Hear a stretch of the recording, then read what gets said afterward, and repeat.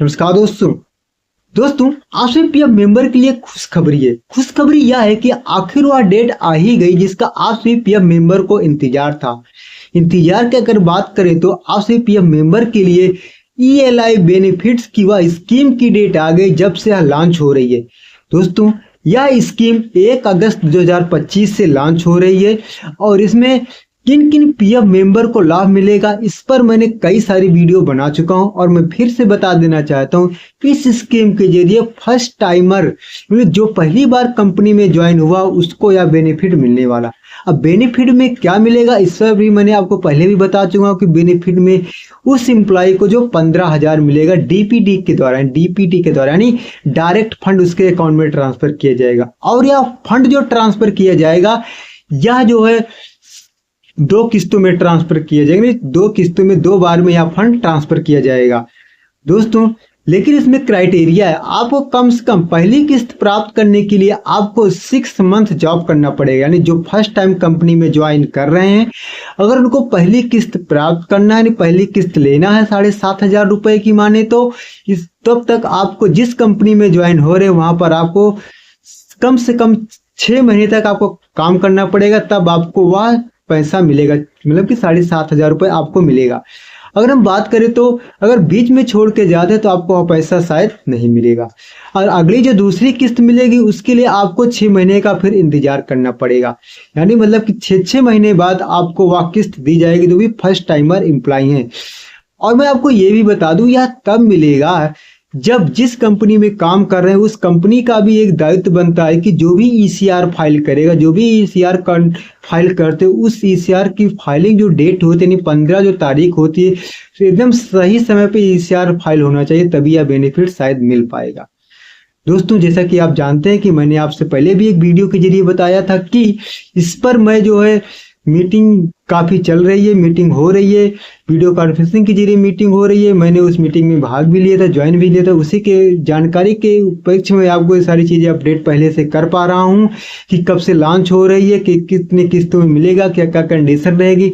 आगे मैं जो हमारी अगली वीडियो आएगी वह मैं और भी विस्तार से आपको बताऊंगा। यहाँ पर अब मैं एम्प्लॉयर्स के बारे में बताऊंगा कि एम्प्लॉयर्स के लिए भी क्या बेनिफिट इसके बारे में दिया जा रहा है। खासकर एम्प्लॉयर्स को तो इसके बारे में पता ही होगा, लेकिन तब भी मैं थोड़ा डिटेल से और भी जानकारी इकट्ठा करके जरूर लेकर आऊंगा।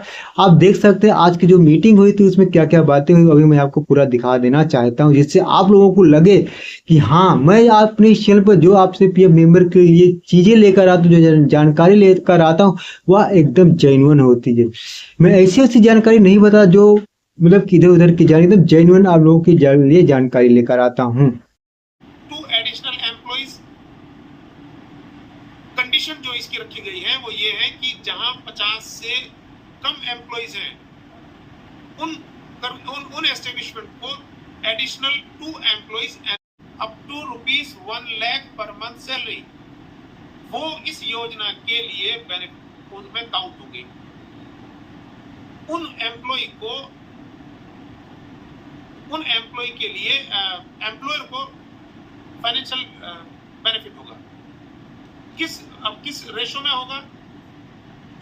जिनकी सैलरी 10,000 से कम है यानी अप टू 10,000 है उनके लिए 1,000 एनुअली 12,000, और अगर 10,000 से कम है तो 10% वेज का। सपोज किसी की कोई छुट्टियां हैं 15 दिन पर आया तो अगर या 6,000 रुपये उसकी सैलरी है तो उसको 6,000 का 10% 600 रुपये मिलेगा पर मंथ।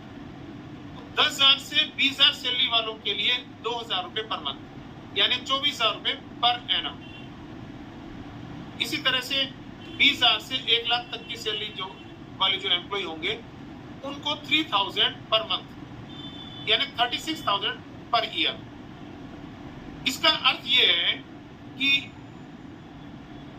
जो भी नए एम्प्लॉय होंगे एडिशनल एम्प्लॉय वो एंगेज करेंगे उनका मिनिमम 10% या और मिनिमम 3,000 उनको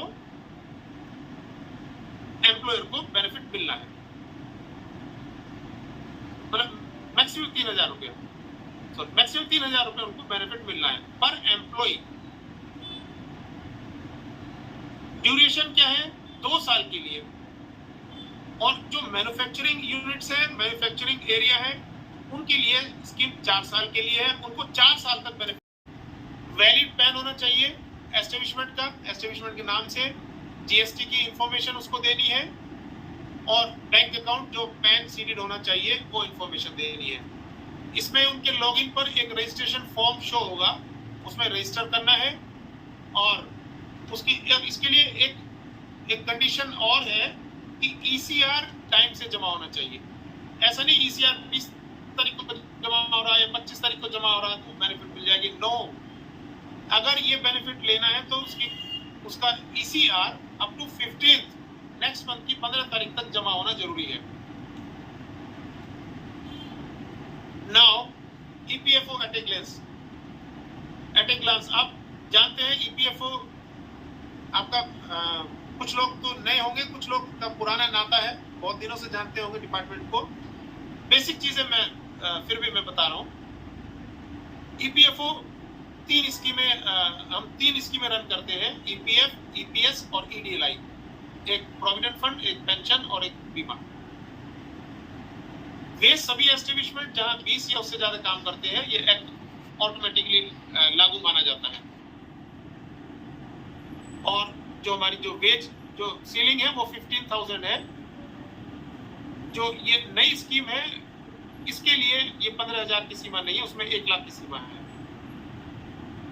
आपकी जानकारी के लिए मैं बता दूं कि हम लगभग 7.83 करोड़, हम सभी जानते हैं जब भी कोई गवर्नमेंट की स्कीम आती है तो उस पर अच्छी तरह से R&D होती है, रिसर्च करते हैं कि हमारे जो कंट्री की जो पोजीशन है उसमें क्या है, और जो इंटरनेशनल जो स्कीमें जो है उनके आउटकम्स क्या हैं।